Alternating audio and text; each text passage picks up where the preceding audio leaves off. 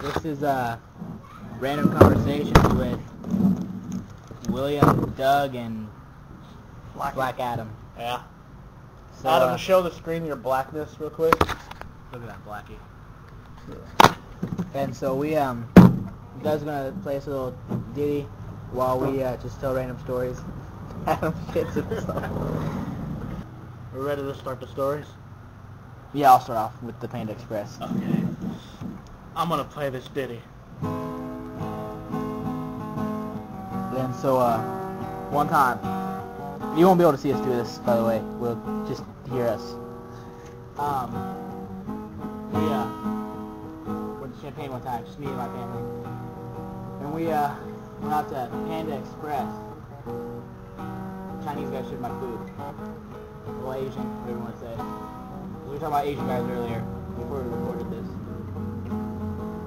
and he couldn't speak Chinese. And I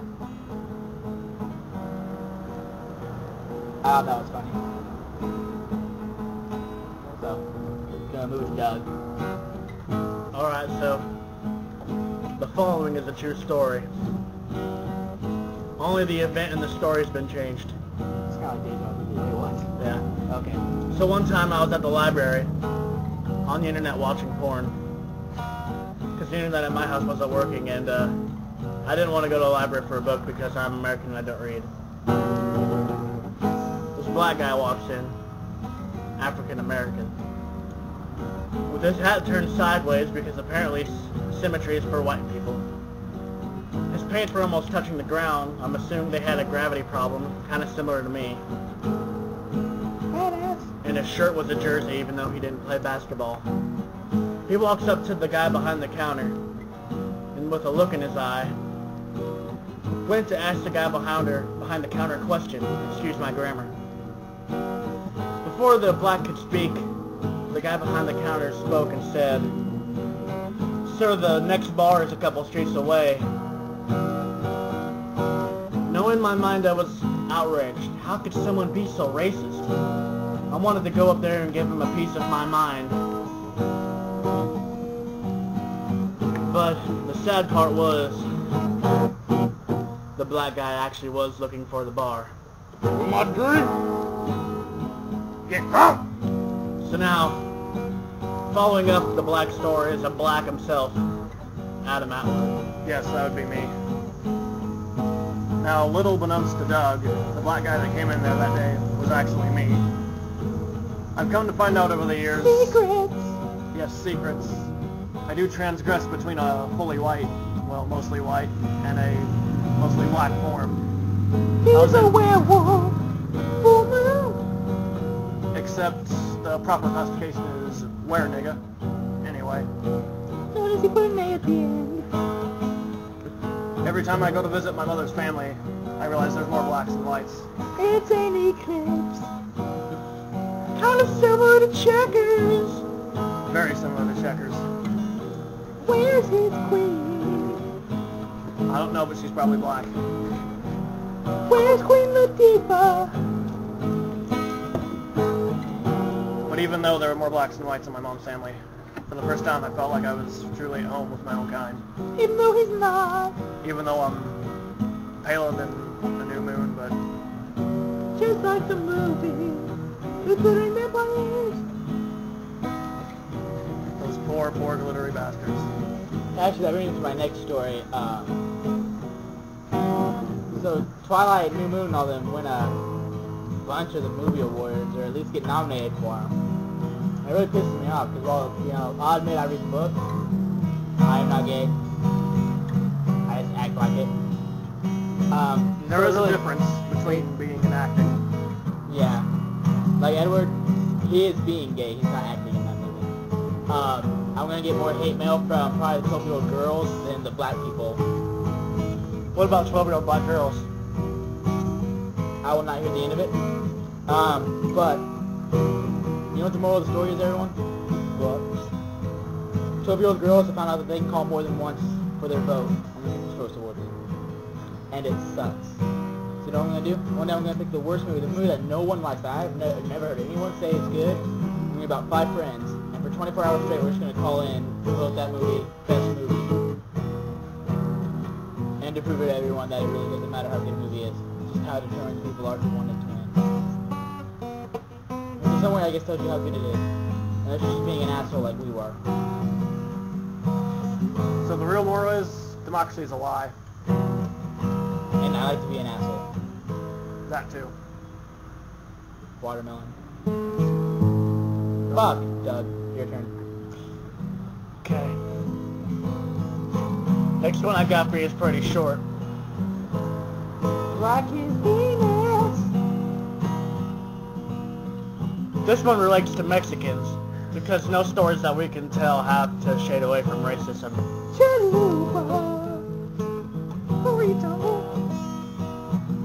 So this new restaurant came to Danville a little while ago called the Potacina. By the way the name sounds, you can probably tell that it's Mexican related. Well, it is.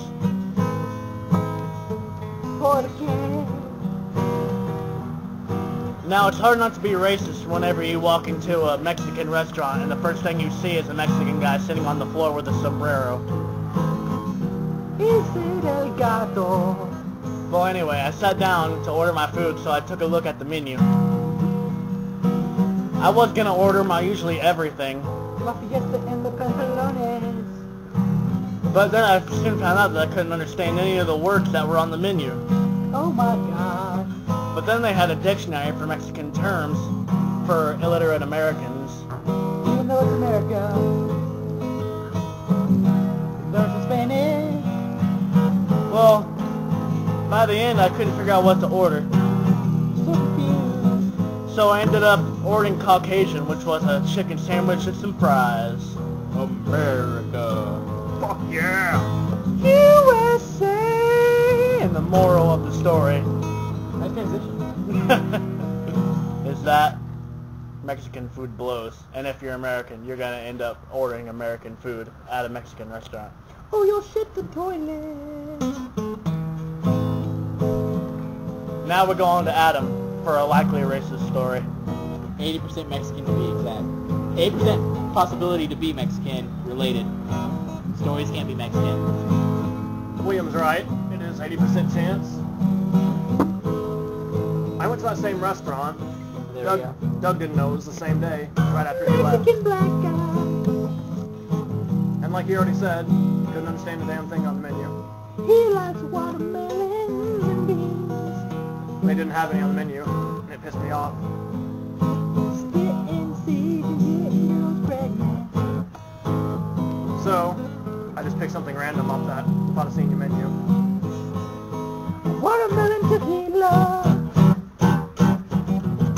About 20 minutes after I got home from eating there, I'm pretty sure I had the worst case of mud butt in American history. Because he's black and Mexican. Pain in the toilet. Sombrero slaver. Sombrero slave. He's a slave in a sombrero. I'm pretty sure my shit in that night backed up the entire city, to say the least. He gave Palmer's job, which Obama did. But they didn't think the show was gonna get political, but yes it did, yes it did. So political. And I'm pretty sure of all that hardcore shitting, There was a motorcycle, cause we're at the park. before I was rudely interrupted by some American. Motorcycle at the park. I'm pretty sure that was the worst shit I've ever had, or anyone's had in their lives. It sounded like the motorcycle. The douchebag. I didn't ride the motorcycle, so that's I'm gonna say the douchebaggos. I'm the douchebag. Obama gets some jobs for Americans. So, That's Adam, subliminal, kids. what's the moral of the story? Obama gets a job for the kids. Don't eat a La Potacina, unless you want to be Edward Cullen and have a very loose asshole. El Toro's not less than 2 minutes away. Go to El Toro. And I think that will wrap it up for our first session of Random Talk Sessions with William, Doug, And and Blackie. Black Adam. Goodbye.